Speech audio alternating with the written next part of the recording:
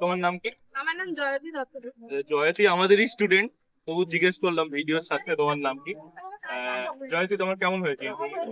আমি তো মনে করছি ভালোই হয়েছে, কেন কি ওই টেনশন বা ভয় পাওয়া ওটা ছিল না আমার মধ্যে। হ্যাঁ, ওনারা ক্রস চেক করেছেন, সেটা আমি উত্তর দিয়েছি এখন ওনাদের ওপর। তুমি একটু প্রথম থেকে বলো।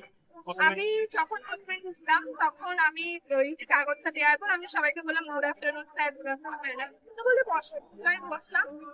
তারপর আমাকে জিজ্ঞেস করলো তোমাকে চাকরি পাবো, তোমাকে ফোন দেওয়া হলো ওখানে পুলিশের দিকটা ভালো কি রেকর্ড করা যায়। তো আমি কি করলাম, এখন আপনি করোনার সময় পুলিশে ভূমিকা পালন করেছে, কিন্তু হচ্ছে কোনো ঝামেলা বাধে পুলিশে দায়িত্ব সহকারে সেটাকে করে। আমি মূলত দ্বিতীয় প্রশ্ন করেছে যে তুমি কি সোশ্যাল মিডিয়ার সাথে যুক্ত আছো, আমি বললাম হ্যাঁ, কিন্তু আমি অন্য একটাই থাকি না।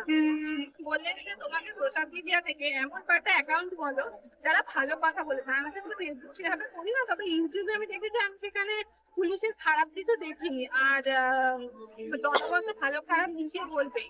তারপর বলছে নির্ভয়া কাণ্ডটা হলো সেখানে কি গেছিলেন? বলতে কিছু সমর্থন করা হচ্ছে। হ্যাঁ, অবশ্যই সমর্থন করি। বলতে তাদের ডিউটি করলে তুমি তো তাহলে যাবে না। আমি না, ডিউটিটা আমার কাছে সবার আগে। আমি কোনো দায়িত্ব নিলে সেটা আমি অবশ্যই পালন করি। আর আমি যেতে পারিনি না, ব্যক্তিগত কিছু কারণ ছিল। বললো আর সিচুয়েশন বেস কোশ্চেন বাদে আর অন্য কোনো না কোশ্চেন? না না, আর কিছু করেন। ডিআইটি স্যার একজনকে জিজ্ঞেস করেছিল যে আর কিছু করবো, বলে না। বোর্ডে কতজন মেম্বার? ওখানে হচ্ছে 6 জন ছিল। কোনো মহিলা মেম্বার? হ্যাঁ হ্যাঁ, একজন মহিলা member। আচ্ছা, ওই যে নির্ভয়া কাণ্ডটা করছেন, ওটা কে করেছিল? ওটা করেছিলেন আমার বাঁ দিকে যে স্যার ছিল। ঠিক আছে। আর তুমি একদম প্রথম থেকে যেরকম গেছো, গ্রিটিংস করা, লাস্টে বেরিয়ে আসা, হ্যাঁ ঠিক? হ্যাঁ, আমি লাস্টে আসতে বললাম ধন্যবাদ স্যার, ধন্যবাদ ম্যাডাম। আর ডকুমেন্টস গুলো কি সাইডে কোথাও জমা না দিচ্ছ? না, আমার কাছেই ছিল। ওরা থেকে আর কি, মানে একটা অ্যাপ্লিকেশন ফর্ম, ওইটা দিতে হবে।